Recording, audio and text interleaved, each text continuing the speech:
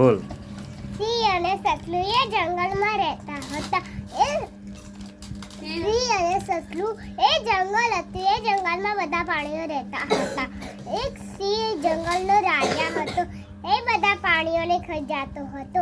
એ કહે કે આપણે પાર્ટી કરવાનું રાખ્યું અને સિંહ રાજાને બોલાવ્યો. પછી એ પ્રાણીઓ કહે કે અમે એના પ્રાણીઓ મોકલશું, તમારે ખાઈ જવાનું. કહે સારું.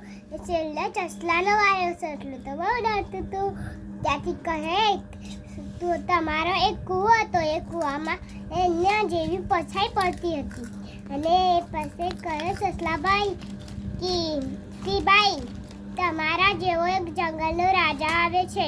એ કહે મને ના હોય. એ કહે પછી કૂવા પાણી લઈ ગયો. પછી એના જેવી પછાઈ પડતી હતી અને બોલ્યો, અવાજ અધર આવે ત્યાંથી. એ કહે કે મારા જેવો સિંહ એને ભૂસકો માર્યો અને ડૂબી એને મરી ગયો. પછી એ સસલું દોડતું દોડતું ગયું અને કહે કે તમે આટલું મોડું કર્યું. એ કહે કે પછી કહે કે સિંહ રાજાને મેં મારી કાઢે એવી રીતના. એ કહે કે એક કૂવો તો એ કૂવામાં એના જેવી પછાઈ પડતી હતી.